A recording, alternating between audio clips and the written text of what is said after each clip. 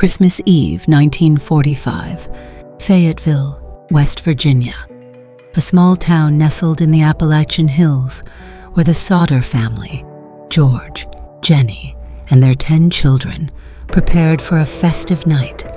The air was crisp, the house glowed with the warmth of holiday lights, and the promise of Christmas morning filled the children with excitement. But by dawn, their home would be a smoldering ruin, and 5 of their children, Maurice, Martha, Louis, Jenny, and Betty, would vanish into one of America's most haunting unsolved mysteries. What happened to the Sodder children that night? Was it a tragic accident or something far more sinister? This is the story of a family's relentless search for answers and a mystery that refuses to die.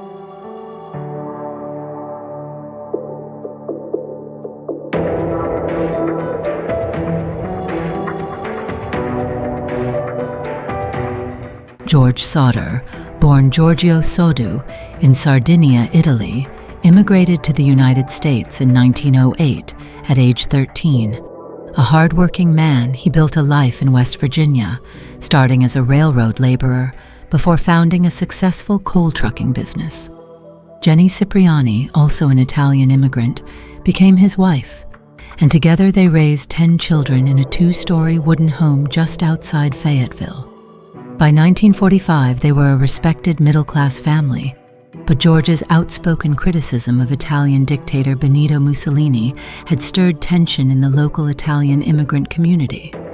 Whispers of resentment lingered, and strange events began to shadow their lives in the months leading up to that fateful Christmas. Weeks before the fire, a drifter visited the Sodder home, asking about hauling work. He wandered to the back, pointed at 2 fuse boxes, and ominously remarked, "This is going to cause a fire someday." George, who had recently had the house's wiring inspected and deemed safe, brushed it off. Then, an insurance salesman, angered by George's refusal to buy a policy, warned, "Your house will go up in smoke, and your children will be destroyed." The Sodder children also noticed a strange car parked along the highway, its occupants watching them as they walked home from school. These incidents, dismissed at the time, would soon take on a chilling significance. On Christmas Eve, the family celebrated. 9 of their 10 children were home. Joe, the eldest son, was away serving in the army. Marion, 17, had bought new toys for her younger siblings, who were allowed to stay up late. Maurice, 14, Martha, 12, Louis, 9, Jenny, Ed, and Betty, 5, played in the living room, while John, 23, and George Jr., 16, went to bed in the attic. George and Jenny retired to their first-floor bedroom with 2-year-old Sylvia.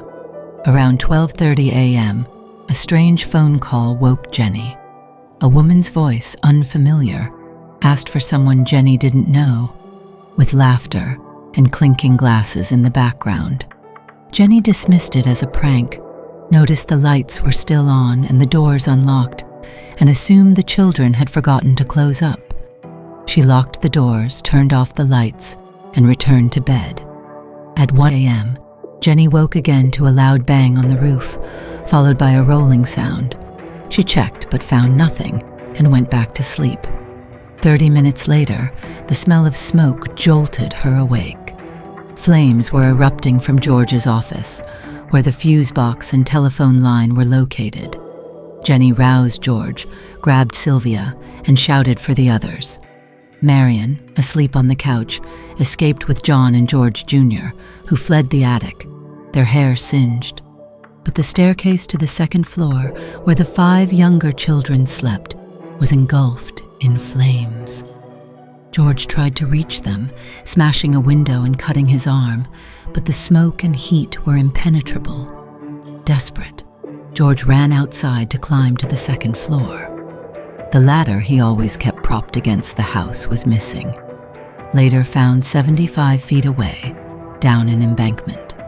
He tried to move his coal trucks to stand on them, but neither would start, despite working perfectly the day before. Marion ran to a neighbor's to call the fire department, but the operator didn't respond. Another neighbor drove to town to find Fire Chief F.J. Morris, but the department, understaffed due to the war, didn't arrive until 8 a.m., 7 hours after the fire began. By then, the house was ash. The firefighters' search was cursory. Chief Morris claimed no bones were found, suggesting the fire, officially blamed on faulty wiring, was hot enough to cremate the children completely. But George and Jenny doubted this.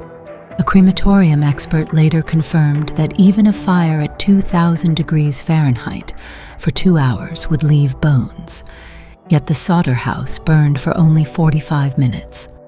Jenny tested this by burning animal bones in their wood stove. Bones always remained. Other oddities piled up.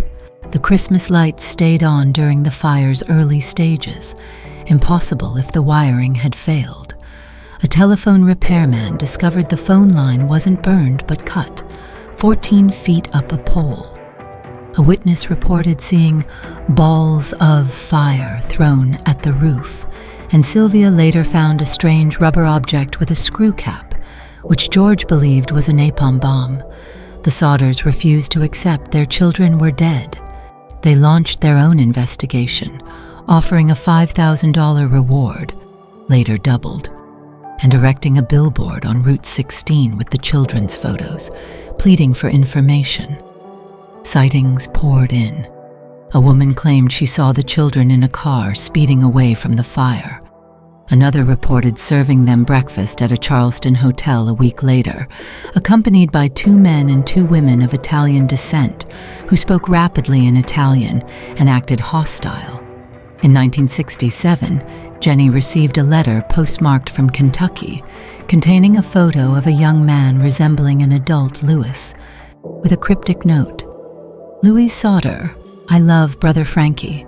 I still hope to hear from Mother, Dad, and sisters and brothers." The Sodders contacted police, but the lead went nowhere. Theories swirled. Some believed the Sicilian mafia, active in the area, orchestrated a kidnapping in retaliation for George's anti-Mussolini stance.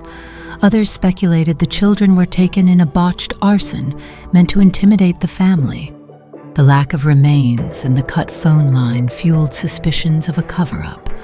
Authorities dismissed the Sodders' concerns, and a 1945 inquest, shockingly including a juror who had threatened George, ruled the children died in the fire.